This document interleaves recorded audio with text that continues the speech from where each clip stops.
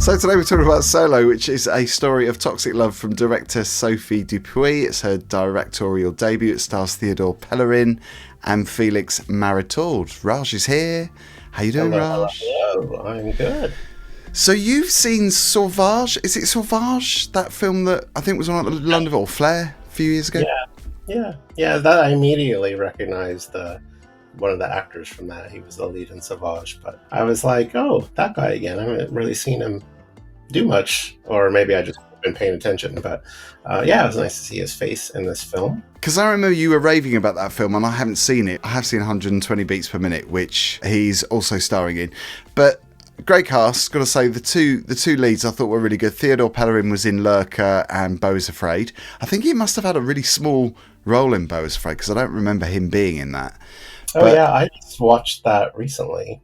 I don't remember him being in that as well. Oh, interesting. This drama follows Simon, who's a young and emerging drag queen. He becomes entangled in a passionate but complicated romance with Olivier. Let's start with the soundtrack, because I thought this had banger after banger on this soundtrack. I'm Every Woman, Work It, the Soul Wax mix by Marie Davidson. I was cheering when that came on, when the drag queen came out and performed it, because I love that tune. I've played that a lot of times in my DJ sets. My favorite was the Groove Jet with Sophie Ellis-Bextor and Spiller. And I was like, oh, that took me right back. Yeah, I kind of needed that when I was watching it. I was like, oh.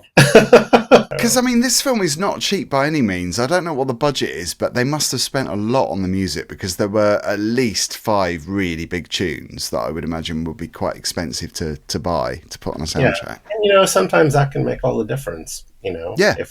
Imagine that movie without the great tunes. So totally, it would feel, well, possibly cheaper. I mean, not the look of it, but I think you're right. I think it does add gravitas to something. I mean, it's a bit of a character study, this film. I'm not sure it's something I haven't seen before, because we've seen a lot of these kind of stories with LGBT films, about drag queens that fall in love, it all goes wrong. I mean, I'm not going to plot spoil, but it is a complicated relationship, because we've got Simon, that's the drag queen, who meets another drag queen. Olivier is quite manipulative, quite toxic. In terms of, how he's treating Simon, because he treats him terribly. I mean, it's something I guess a lot of people can relate to. Yeah, it kind of reminded me too how, like, when people get a new partner, they just throw everything at them, and their whole life suddenly switches up, and it only evolves around their new partner. And that's kind of toxic on Simon's side too, because you can really see the after effect of how it has on his family and his other relationships and his relationships with the other drag queens. And, we have seen this before, but what we haven't seen before is, a story like this that takes place in Quebec.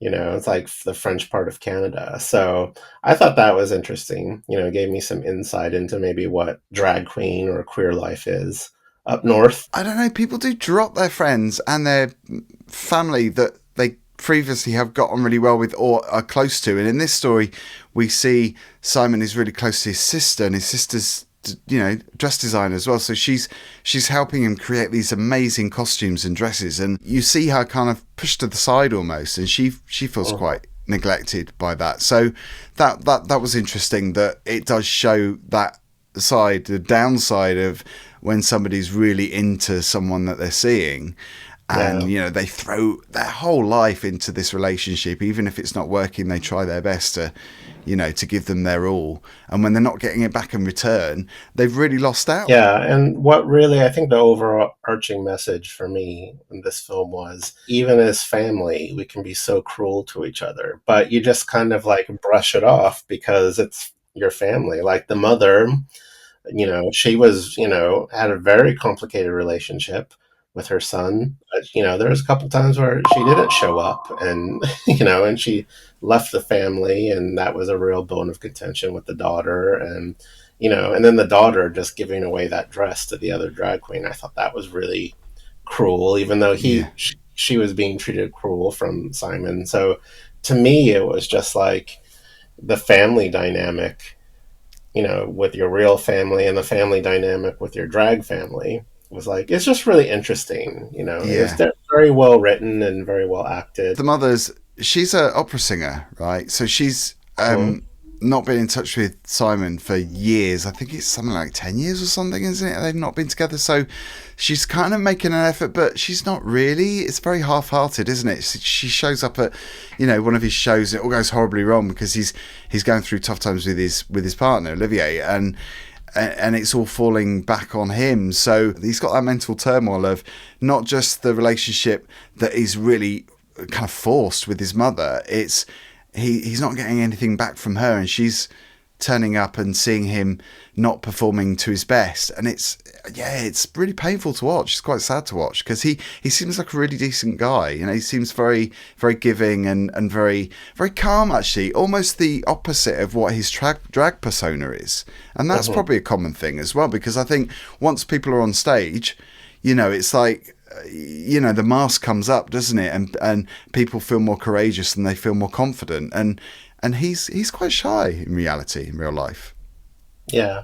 But then, the breakup scene too, like he is quite explosive. So I thought he was a little bit of a loose cannon, like what's he going to do? How's he going to react? And with him being the very center of the whole story. But yeah, I quite enjoyed it. We had a little text conversation going as we were watching it, and you mentioned that you thought it fizzled out at the end before I had finished it, and I was like, so I was kind of looking out for that, and yeah, I kind of agreed that the ending it did kind of fizzle out. But yeah, I don't think that really took away from the overarching message of the story about the toxicity between family and your chosen family. So. Yeah, I mean, in hindsight, looking back at that, I think it did. I think it did fizzle a little bit. It's like the energy went a little bit, but I think I probably would have preferred that than something that felt really shoehorned or really fake, like a fake happy ending.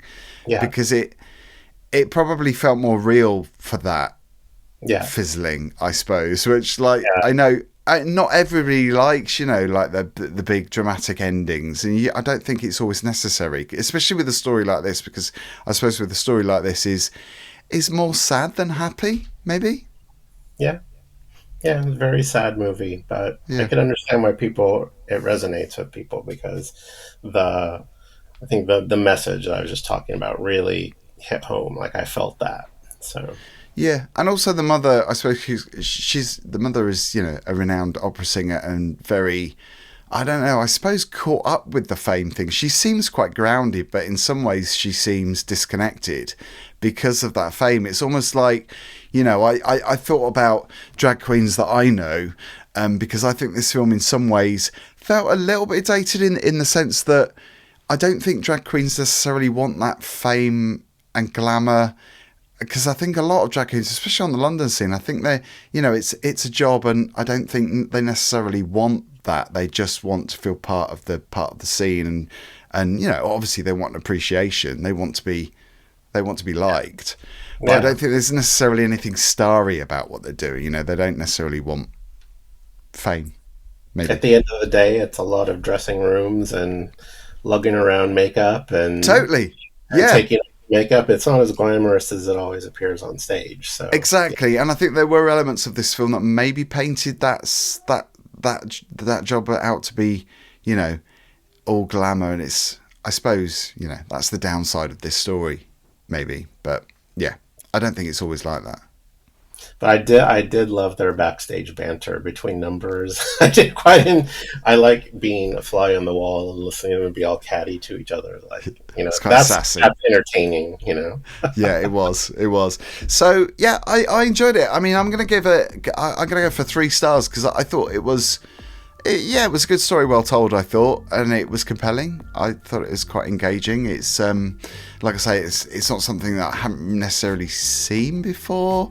It didn't feel that fresh, but then it didn't seem tired. Yeah, no, I enjoyed it. I'm definitely going to give it a 3. Really, I like the story. I like the actors. It was a directorial debut. Yeah, looking forward to seeing what the director does next. It's Sophie Dupuis, a name to watch out for maybe. It's Solo, released in UK and Irish cinemas on the 19th of September. Good to see Raj. We've got quite a lot coming up. We've got the BFI London Film Festival, which is just about to start. We're going to do the preview screenings, or the preview festival screenings, which is next week, I think. The pre-screeners are already starting to roll in, so very excited. We're going to go see Urchin tomorrow too, so I'm very excited about that. Lots going on. And by the way, we are on TikTok now as well. We're probably going to do some reaction content as well after the screenings, and then do proper reviews. So you've got like some little bite-sized pieces. If you want to go and check us out on TikTok, all the details on the screen and down below. And eqmusicblog.com, you've got quite a few events coming up, I believe, as well. I've just been a lot of music events coming out. We're launching our new EQ Music Events website as well. We're starting to book all of our 2026 stuff in. So I'm very excited. Lots of work to do. So hopefully we'll see you at the show. I'm exhausted just thinking about that. It's all systems go.